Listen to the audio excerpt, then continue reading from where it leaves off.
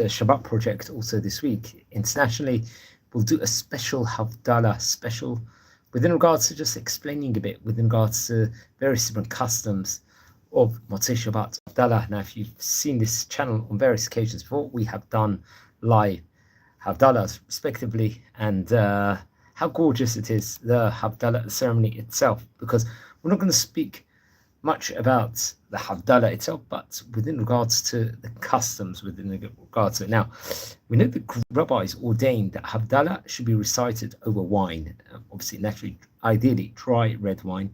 The cup should be held during the Havdalla. It is held in the right hand as its most important one. The preference for the right hand is true for all blessings. Whenever a bracha is made over something, the object should be in the right hand. Now, accordingly, when making the bracha over fragrance, the person making Havdalla should hold the fragrance in his right hand. Now, during that time, he may rest the cup of wine on the plate. Later, when they reach the bracha of Hamavdil, they pick up the cup once again.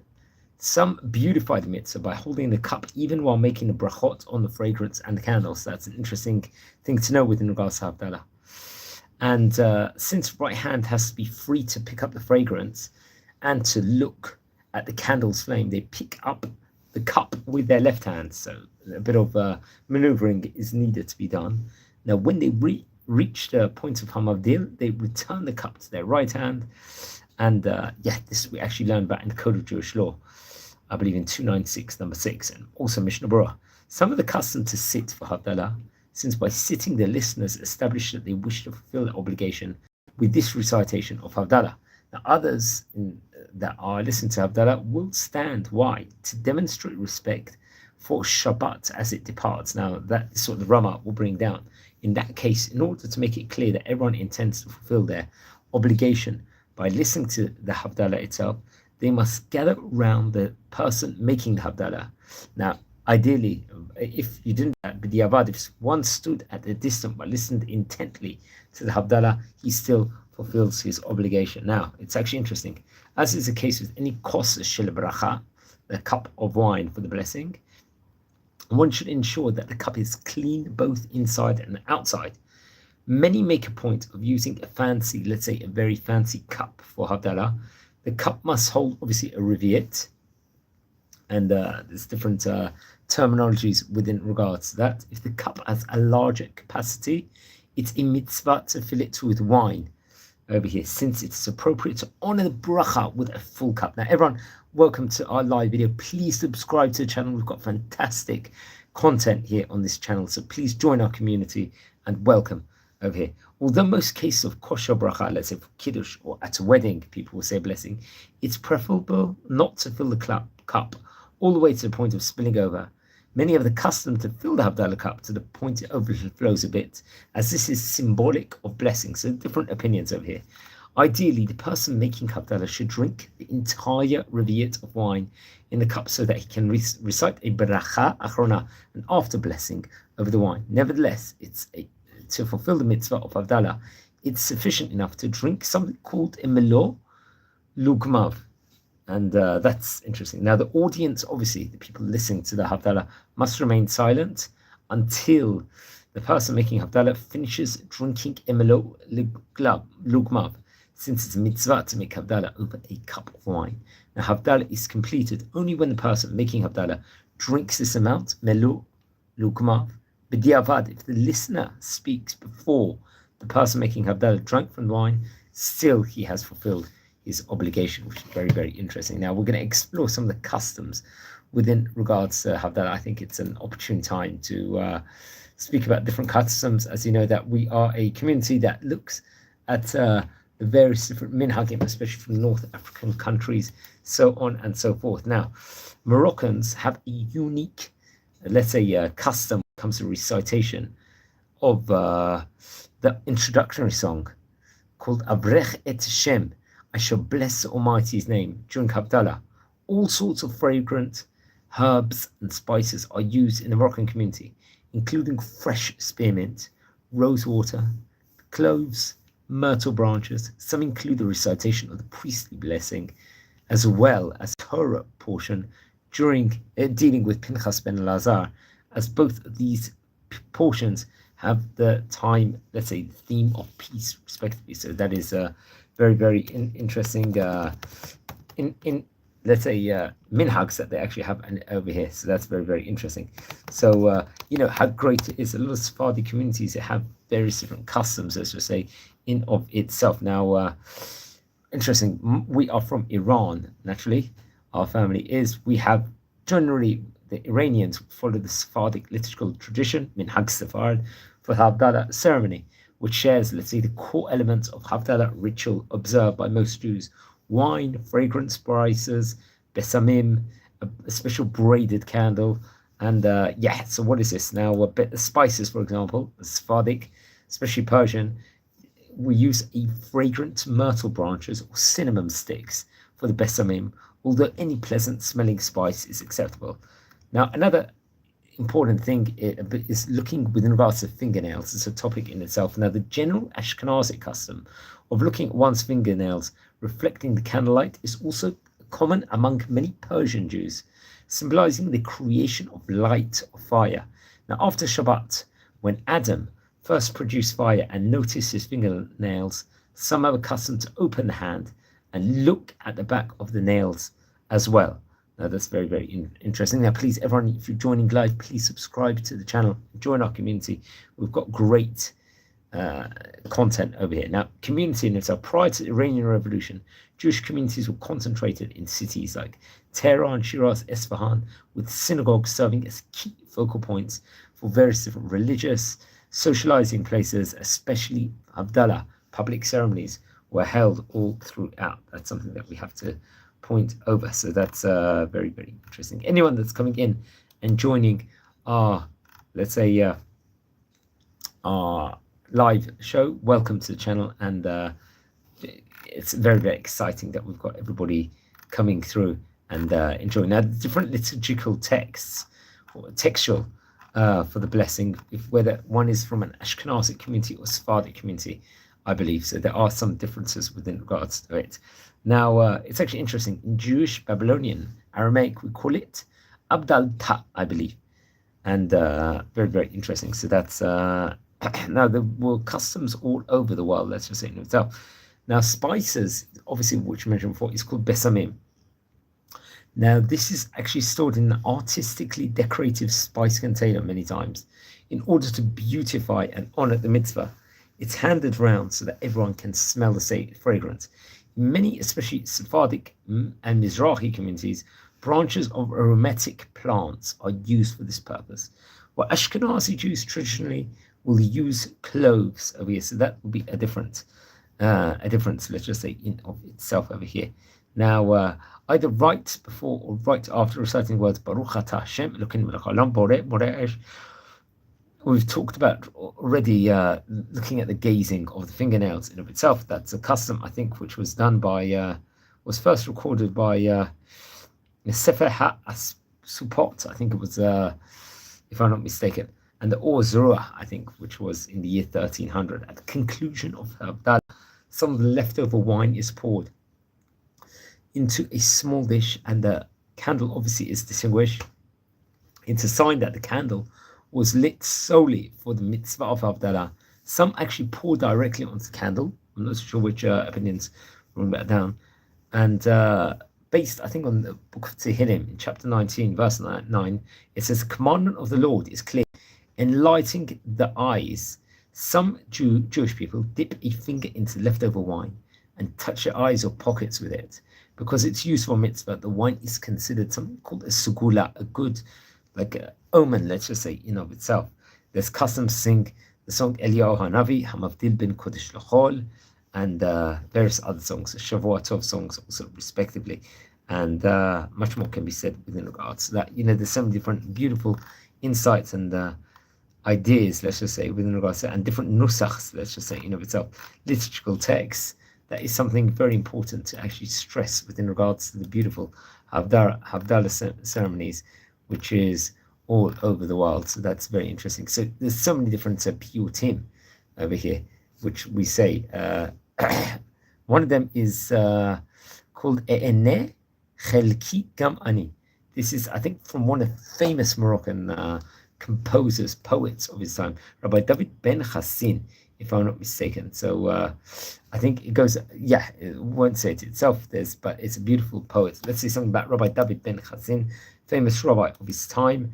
He happened to live between 1727 to 1792.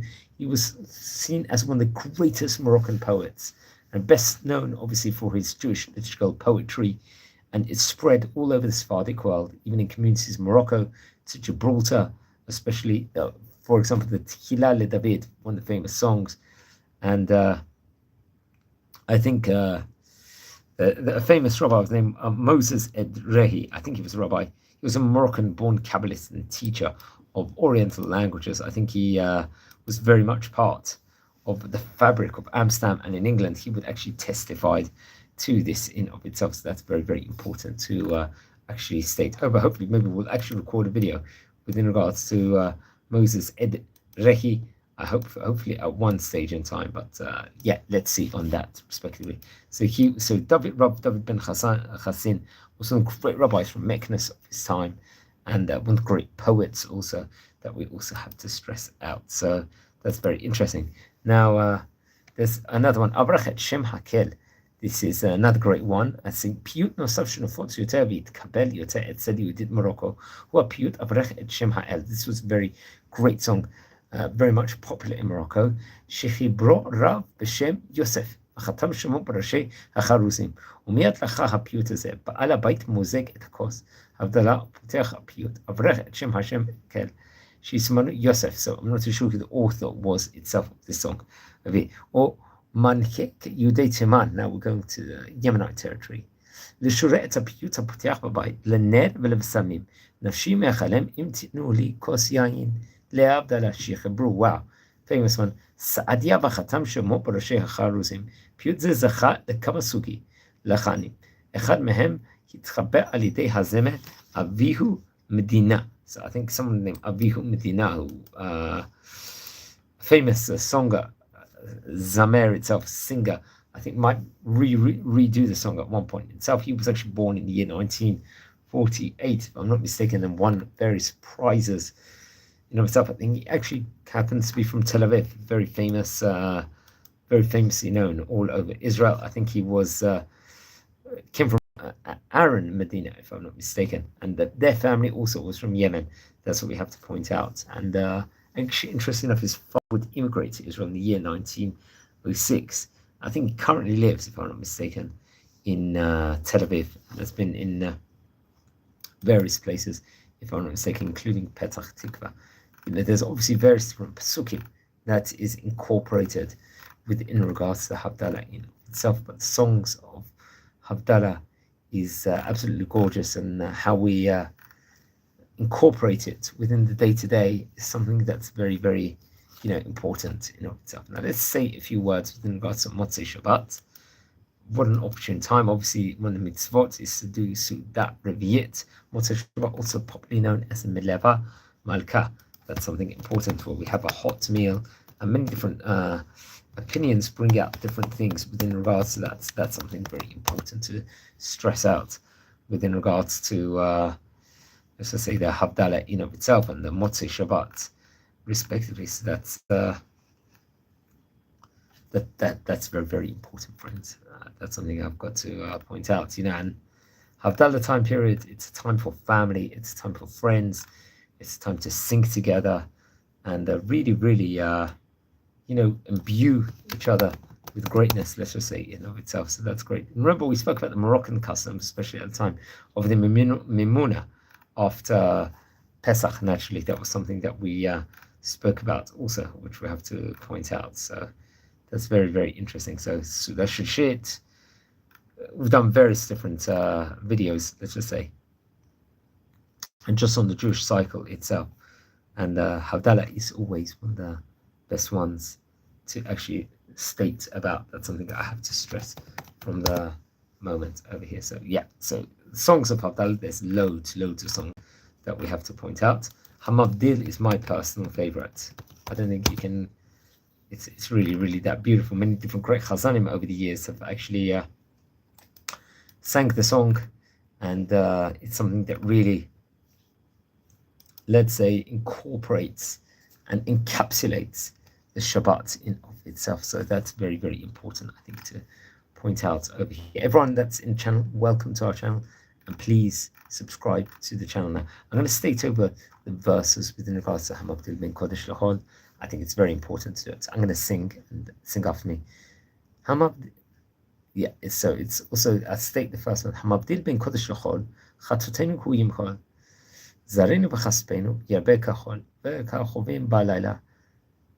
המבדיל בין קודש לחול, חטאותינו הוא ימחול, זרענו וכספנו ירבה כחול, וככוכבים בלילה. המבדיל בין קודש לחול, חטאותינו הוא ימחול. יום פנה כצל צום תומר, אקרא לאל עלי גומר, עד שעם השומר, עד תבוא כבגם לילה. לכבוד חמדת לבבי, אליהו הנביא. That's another verse that you could say over there. צדקתך כהתבוא, עלייך תאווה תבוא, כיום אתמול, כי יבוא, ואשמורה בלילה, המבדיל בין קודש לחול, חטאותינו ימחול. כף עוונות מנחתי, מי ייתן מנוחתי, יגעתי, בהנחתי, אסחה בכל לילה, המבדיל בין קודש לחול, חטאותינו ימחול. כל יבל יונטל, פתח לי אישה המנוטל, שראשי נמלטל, קבוצות רסיס לילה, לכבוד חמדת לבבי, אליהו הנביא. None of us. אנחנו בידך כחמור, סלח נא על קל וחומר, יום ליום יביע אומר, ולילה ללילה, לכבוד חמדת לבבי, אליהו הנביא. Anyone joining in live, please subscribe to the channel. We're experiencing the Havdalla Motzei Shabbat service over here, so enjoy and welcome to our community. I'll sing a couple more verses over here. מיכאל שר ישראל, אליהו וגבריאל, יבוא נא עם הגואל, קומו ורונו בחצי הלילה, המבדיל בין קודש לחול, חטאותינו ימחול. תנה לנו שבוע טוב, רענן כגן רטוב, ומהשם יבוא הטוב, כל היום וכל הלילה, המבדיל בין קודש לחול, חטאותינו ימחול. Everyone, first of all, welcome to our channel over here. Happens to be a Havdalla service over here. We obviously we did a few hours ago, but just a few highlights within regards to the Havdalla ceremony itself, just the science behind it, and so on and so forth, and some information within regards to it, because it's known as one of the most traditional and best aspects that you could definitely state in itself. So the Hamabdil Lichvod Chemdat Levavi, I think it was originally, there was Ladino versions also to it, which is something that we have to point out over the years, various different versions. Now, I'm not too sure the exact date it was actually created itself, the song. That's something, yeah, that is something very, very interesting. But according to one opinion, there would be, was featured in musicals, I believe. And it was written, according to someone, Yitzhak Navon, who was the first 5th president of Israel, was associated to the song. That's something that we have to point out also. So that's very, very interesting. Anyone tuning in at the moment, please welcome to our community. Thanks for tuning in. And we are exploring about some of the great different Sephardic songs and Sephardic customs that are out there, especially for Motzei Shabbat in of itself, respectively. But yeah, this Yitzhak Navon, I believe, would actually feature in a play of various different songs, and actually write various different songs. Also, that's something that we have to point out within regards to him.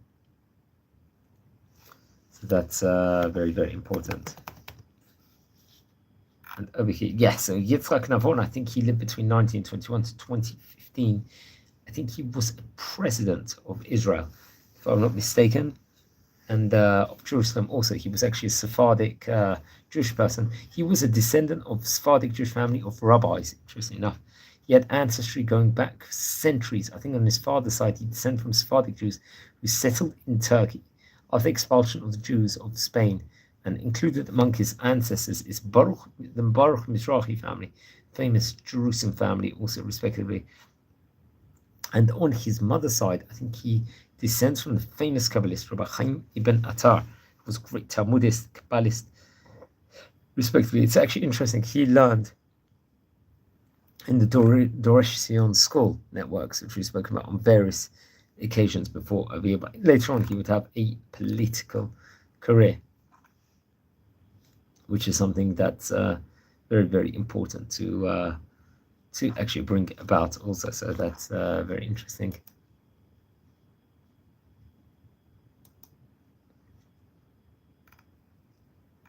Yeah, but he did send from some very, very great rabbis.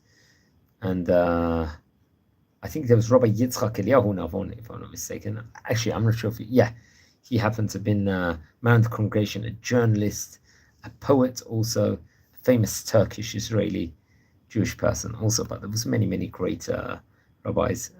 Harav Ephraim Navon, I think, was an ancestor of his also, and Yosef Navon, if I'm not mistaken. Yosef Bey Navon could also be his name, but Ephraim Navon, I think, lived between 1677 and 1735. He was Turkish.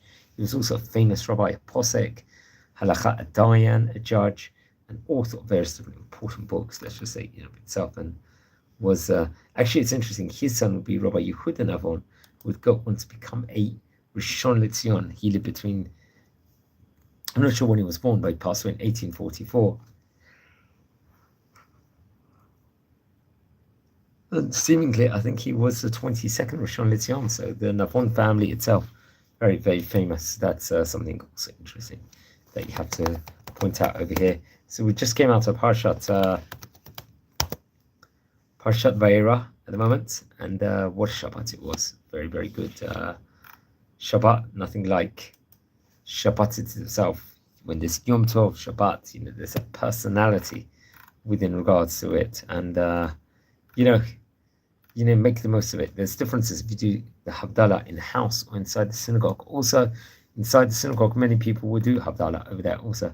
There's different orders to it. We spoke about wine versus other beverages. If one has wine always precedences any other drink. Red wine is preferable, white wine is permissible if only white wine is available. Also, obviously, one may use grape juice for Havdalah. Also, that's something to point out. We spoke about different kinds of besamim. So according to Sephardim, one should make the appropriate bracha for the type of besamim. If it's a tree, then borei atzei besamim. If it's grass, borei isvei besamim. So there's a chelukim over here.